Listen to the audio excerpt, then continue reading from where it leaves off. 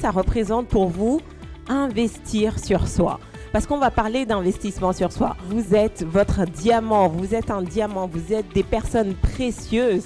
Mais est-ce que vous êtes conscient de ce que ça veut dire? Il s'agit de mobiliser, d'une part, donc ses ressources psychiques dans un projet, une action. C'est également mettre son temps, ses pensées, son énergie, ses actions et son argent au service de soi-même, au service de ce qui est le plus important pour soi. Et la première action que vous avez posée, justement, c'est de vous reprendre en main en changeant en fait vos pensées, en changeant vos émotions. Et c'est ce que vous venez de voir en fait avec Anifat qui vous a expliqué en fait qu'il ne faut pas attendre de toucher le fond pour décider de se reprendre en main. À partir de là, vous allez vous questionner, qu'est-ce que je fais bien, qu'est-ce que je ne fais pas bien, et vous allez vouloir mettre en place des actions, acquérir des méthodologies pour pouvoir arriver à atteindre vos objectifs. Maintenant, certains vont dire, moi, je n'ai pas le temps pour faire tout ça. La question, ce n'est pas le temps. La question est de savoir, est-ce que vous êtes une priorité pour vous? Tu es un diamant, investis sur toi. Tu es un diamant, investis sur toi. Je tiens à remercier les 3 conférencières. On a appris vraiment des pépites. J'étais super étonnée de leur présence, leur qualité de présence, tout ce qu'elles ont transmis, leur générosité.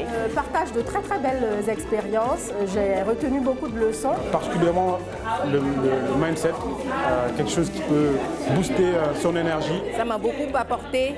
J'ai compris qu'il faut qu'on prenne soin de soi. Investir sur moi, c'est une façon de me valoriser, de me donner de l'amour et de la valeur et de le montrer aux autres. J'ai pris des notes et j'ai appris encore plein de choses parce qu'on n'arrête pas d'apprendre en fait. À chaque fois qu'on sort, on croit savoir, mais en fait on se rend compte qu'il y a encore des choses à apprendre. Les personnes qui étaient là ont fait le pas de venir, donc c'est ça le plus important, donc c'est ce que je retiens, se sont engagés d'être là et donc on a passé ensemble une belle après-midi.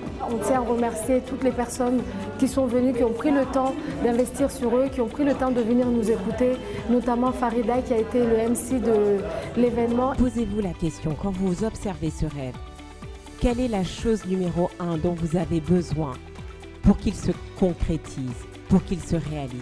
J'ai eu l'immense plaisir d'être maître des cérémonies lors de la conférence de Anifat, Nassirat et Noélie. Et vraiment, ça a été un pur bonheur pour moi de pouvoir contribuer à ce qu'elles proposaient, à ce qu'elles offraient à leurs participants. Et nous avons passé vraiment un pur moment d'échange, de bonheur, et que c'est important de pouvoir partager, de pouvoir accompagner d'autres personnes à se transcender, à se transformer et à réussir. Allez les voir en fait. Elles vont vous aider, elles vont vous trouver des solutions pour mettre ça en place. Vous devez faire ce programme. Il y a une méthodologie du succès. Le succès, ce n'est pas une question de hasard. C'est une question de méthodologie, de science.